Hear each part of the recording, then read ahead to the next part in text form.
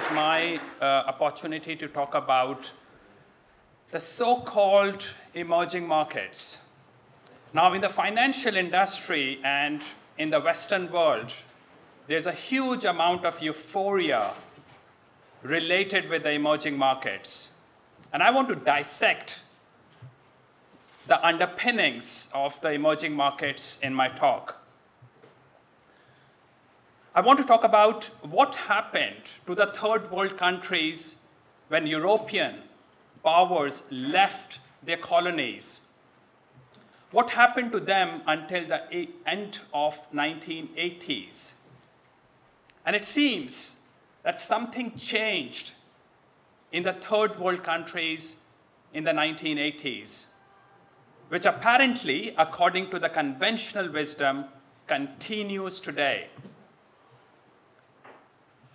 And these countries are now, third world countries, are now known as emerging markets.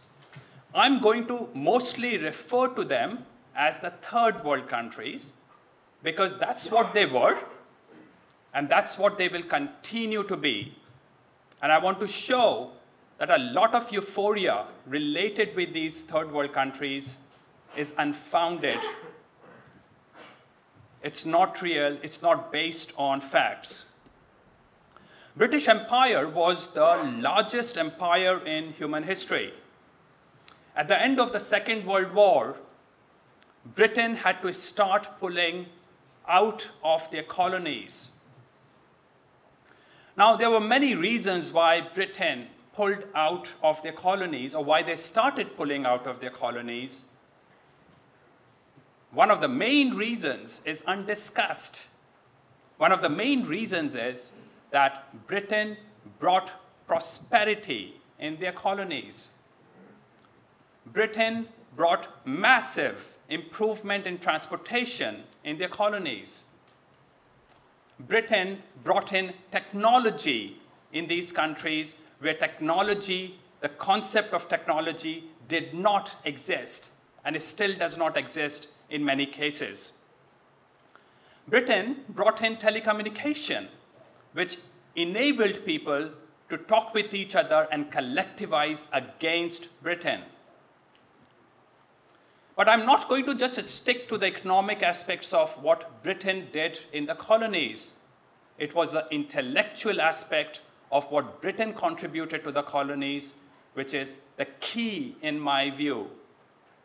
Britain brought in some completely new concepts, completely alien concepts in these countries, in the colonies, the concept of freedom of speech, completely unknown concepts of liberty and freedom.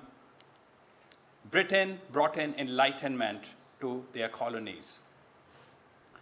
Now, you saw the effect of what Britain was doing after British left their colonies.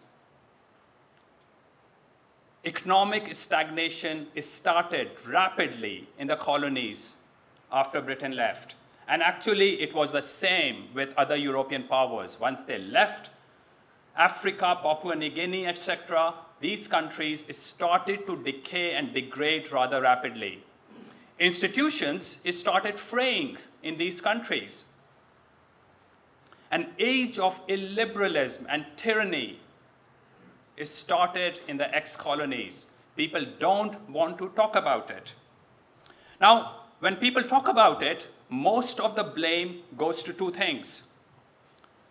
Firstly, the blame goes to communism and socialism.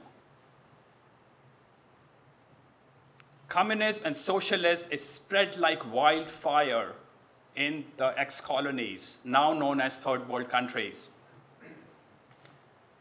And almost synchronously, tyrants and dictators rose up in Latin America, in Africa, in South Asia, all of these third world countries.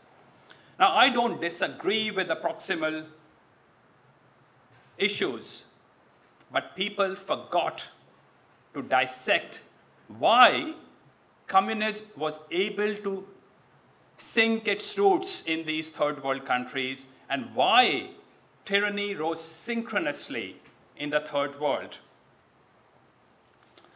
And I'm going to respond to this later, but it seems, again, according to the conventional wisdom, that something changed in the 1980s.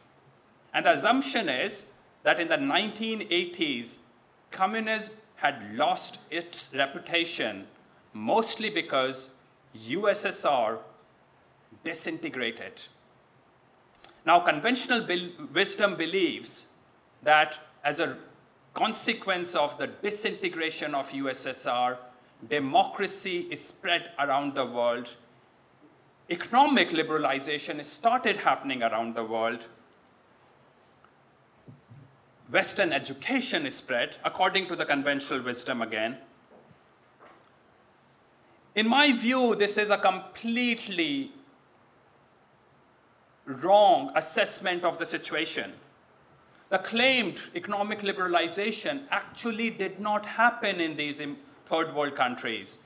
What happened was that these governments took one step forward under the pressure of IMF and the World Bank, and they took 2 steps backwards under the guidance of the IMF and the World Bank. The net result is that these countries in the third world have more oppression, more repression of businesses today, and governments have grown exponentially in the third world as a result of massive economic growth that took place in the last 3 decades. So now the question would be that if I disagree with all that happened since the 1980s disagree with the conventional wisdom about end of communism and end of USSR, what was the reason why these third world countries started changing? In my view, there are 2 reasons why these third world countries started to change. One is that there was a real cultural and economic renaissance that started in China. What happened in China not only changed China, but it changed the economic structure of the world. But remember, for the rest of the third world, the benefit they got was because of an extraneous event. But a bigger reason why the third world improved so much economically, and only economically, in these 3 decades was because of telecommunication and internet. Now, most of you might remember in the 1980s, massive cabling of the planet was done.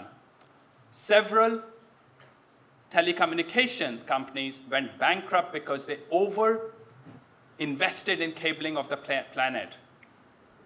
Telecommunication prices fell quite rapidly, and a new technology became common. It started to become common in the world, the internet.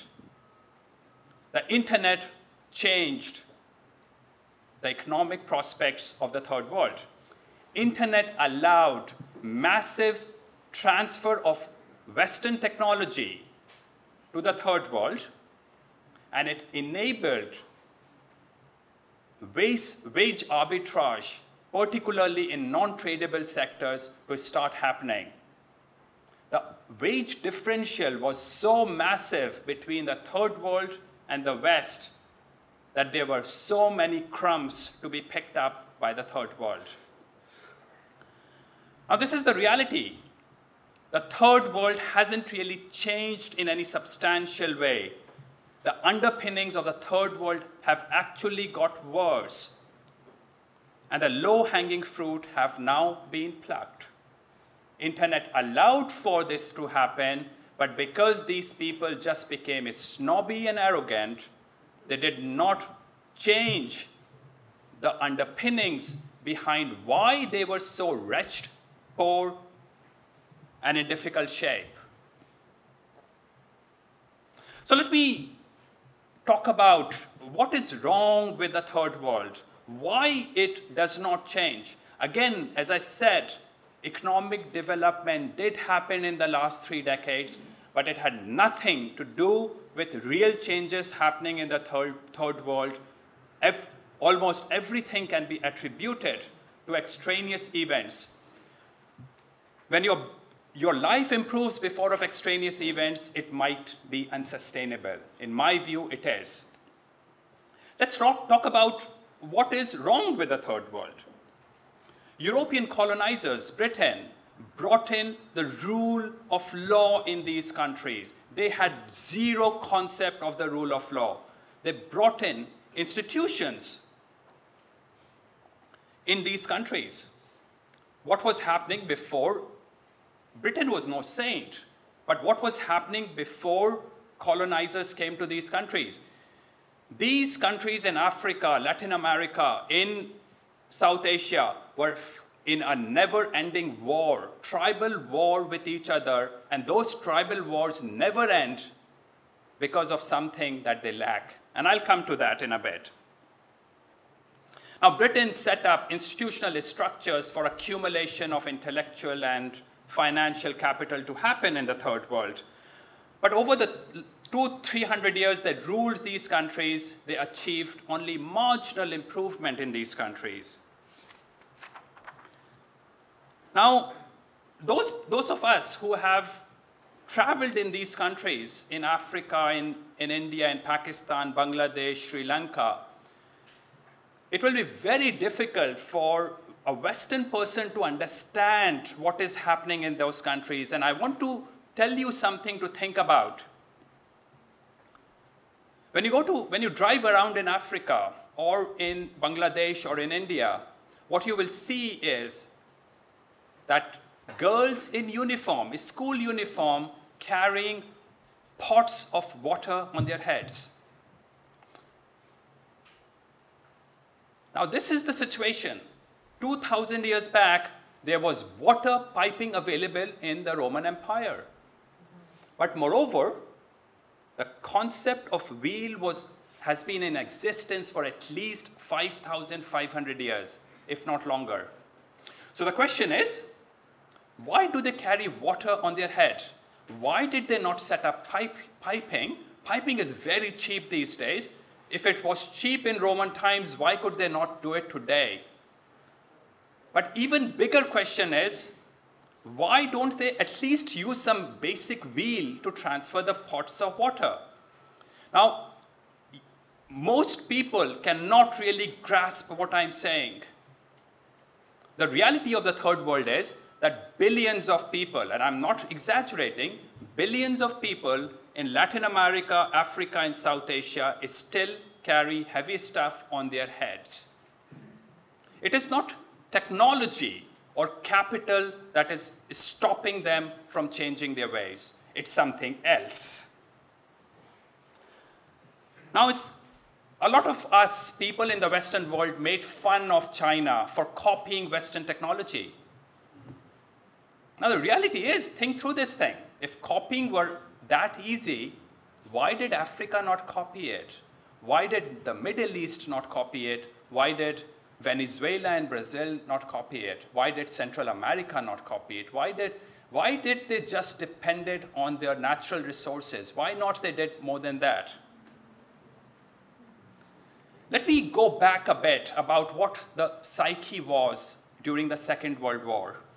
And I'm going to quote a few quotes from Sir Winston Churchill. There's a reason I'm going to call him Sir, and there's a reason I'm quoting him. So Churchill was the wartime president of the United Kingdom, Second World War times. Talking about the future of Palestine, he said, quote, "I do not admit that a great wrong has been done to the Red Indians of America or the black people of Australia. I do not admit that a wrong has been done to these people by the fact that a stronger race, a higher grade race, a more worldly wise race has come in and taken their place," unquote. Talking about Islam, Sir Churchill said, quote, "How dreadful are the curses which Mohammedanism lays on his votaries, besides the fanatical frenzy which is as dangerous in a man as hydrophobia in a dog. There's this fearful, fatalistic apathy. The effects are apparent in many countries. Improvident habits, slovenly systems of agriculture, sluggish methods of commerce, and insecurity of property exist. Unquote. Talking about India, the country that I grew up in, he famously said, "I hate Indians." Go. He goes on to say, "They are beastly people with a beastly religion," unquote. Now, there's another quote attributed to Sir Churchill. I was unable to verify it to an authentic source, so I cannot be sure if he said this or not. But this is the quote. He says, quote, "If independence is granted to India, power will go to the hands of rascals, rogues, freebooters. All Indian leaders will be of low caliber and men of straw. They will have sweet tongues and silly hearts. They will fight amongst themselves, and India will be lost in political squabbles," unquote. So Churchill has been proven correct after 80 years after what he said. And I quoted him because I completely agree with him. Europeans of those days clearly knew that there was something very significantly different between the West and the colonies. What came to be known as Third World, and after the advent of political correctness, what came to be known as the emerging markets. Europeans of those days, British, so Churchill, knew that without the glue and the pillars provided by European managements, British managements, these countries, the Third World, the colonies, would disintegrate and enter a phase of never-ending wars. What happened? You learn wisdom over millennia and you lose it over a single generation. In my view, that has happened in the West. Europeans knew what was the key difference, and they have mostly forgotten that difference. But the problem is that while it looks good to not accept those differences, the reality is that it will come and haunt the West, and it will do no good to the Third World, not accepting the facts, the realities behind these countries. So what is it? What is this real issue with the Third World? I often say that the more intelligent you are, the more handicap you have in terms of understanding stupidity. The more compassionate you are, the more difficult it is to understand the lack of gratitude in other people. What Sweden is doing today is not necessarily because of naivety and stupidity. They just simply don't understand that these ungrateful migrants just don't feel gratitude. It took a very long time for the concept of reason to get infused into the Western society. European institutions are basically a product of the concept of reason. Now again, in front of intelligent people, as I said, intelligent people have a major handicap understanding this concept. You have to keep going to these third world countries, immerse yourself in it before you understand this thing. But if you don't have the concept of reason, communicate with them and you will realize they operate through beliefs and faith. They don't operate, the operating system is not reason in their minds. When that is the case, you cannot differentiate between right and wrong. You cannot differentiate between right and wrong. It's as simple as that. You only differentiate what not to do because your hands get chopped. If you don't have the concept of reason, you cannot differentiate between virtues and sins. Again, some people think it's in our biology and in our instincts, as Dr. Navisan alluded to in certain aspects of philosophy. It is not necessarily in our instincts. Now, here is a problem. If you cannot differentiate between right and wrong, how can you have modern-style judiciary in the third world? How can you have the rule of law if you cannot differentiate between virtues and sins? The end result, ladies and gentlemen, is that when Britain left their colonies, their institutions started to rapidly degrade and decay and start failing. That is why tyrants emerged in those countries. Let me talk about some of the mutation. What happened to these institutions once Europeans left? Now, I have no problems with European institutions.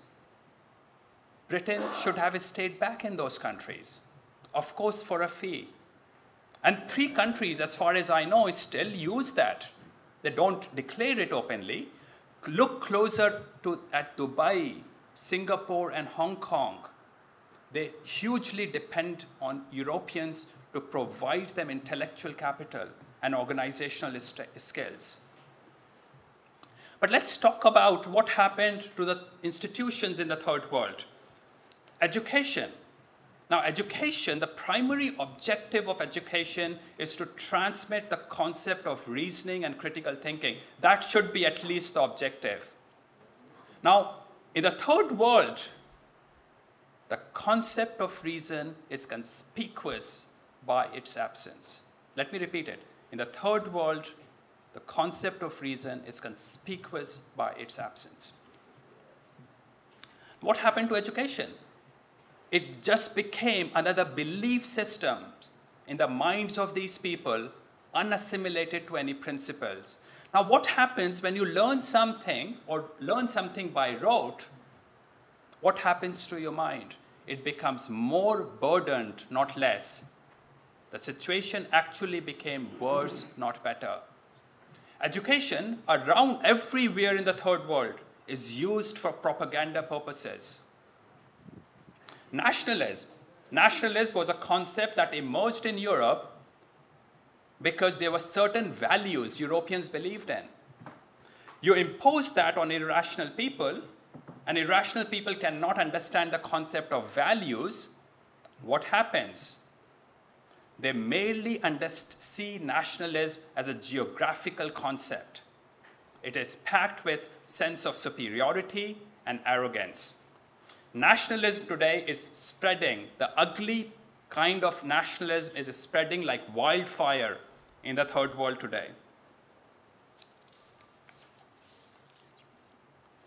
The country that I grew up in, Hindu fanaticism is growing rapidly. Hindu nationalism is growing rapidly today.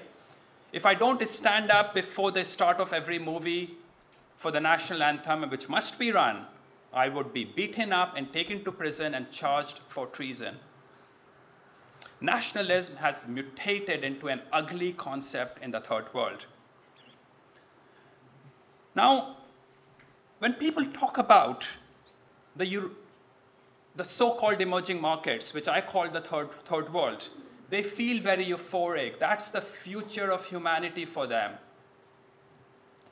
But look closer, and what do you see?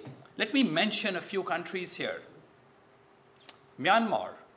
Myanmar got a whiff of democracy, and the very celebrated Nobel Peace Prize woman, Aung San Suu Kyi, got some power. 2 things immediately happened.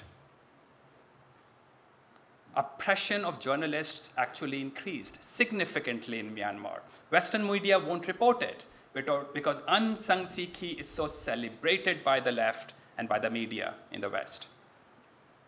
One of the biggest genocide is started in Myanmar against the Muslim minorities of Myanmar. Middle East, most of the Middle East is in flames. Turkey and Malaysia, I'm talking about the mutation that these countries are still going through, except that for the last 3 decades, you might not have perceived them continuing to mutate since the end of colonization. Look at Turkey and Malaysia. They looked like among the most decent countries in the third world. the ugly face of fanaticism is raising its head rapidly in those two countries. South Africa was mostly seen as close to being a first world country. Look at the mess they are in today. They are probably entering a phase of civil war, from what I hear. I used to go to South Africa, I don't anymore. Venezuela is imploding, and I don't know the future of Brazil. Pakistan, Bangladesh, Nepal, East Timor. Within my lifetime, the world has been very euphoric about these countries, and they are complete messes. Indonesia took a breather for a few years. Fanaticism is rising again, aided and helped by mutated concept of nationalism and education. Education is being used to spread propaganda. India, again, the country that I grew up in, Western press is not even reporting this thing. I have written about 20, 25 articles on long articles on what's been happening in India in the last 8 months. India is very rapidly becoming a police state. British left a concept of free speech in that country. Among the middle class, when I was growing up, it was okay to speak your mind, or at least they paid lip service. Now they beat you up and lynch you for speaking your mind. In fact, the government would even arrest you for saying anything against the prime minister. That did not happen 20, 30 years back in the country. But the Western media is ignoring this because this is the world's biggest democracy, and they like to think that democracy must do well. That's another concept, Western concept, that has completely mutated with no underlying values. It's mob system, nothing else in the third world. Now, Papua New Guinea is a recent example. When Australia was ruling this country, it was improving. I recently spent a bit of time there, and it is very, very rapidly reverting back to its medieval, extremely violent past. If a woman gets raped, I don't even think it is really a crime in that country anymore. Now, we all recognize these things, but we fail to accept. We still like to believe, a lot of people, that the emerging markets are the future of the world. Botswana is another country often quoted as having grown economically the fastest for the longest. What people won't tell you is that it has the population not much more than that of Vancouver. And it has a huge, massive landmass with some of the best natural resource sector in the world on per capita basis. That is what made them rich. And my Botswanian friends tell me the wealth hasn't changed their tribalism or superstitions. And Botswana is way past its peak already. And remember, the leadership, a lot of leadership in many of these countries is still the remnants of what the British left. India, for the last 3 years, has broken completely from the British rule. There's now no connection with what British left in terms of people in leadership positions. So let me conclude my talk here.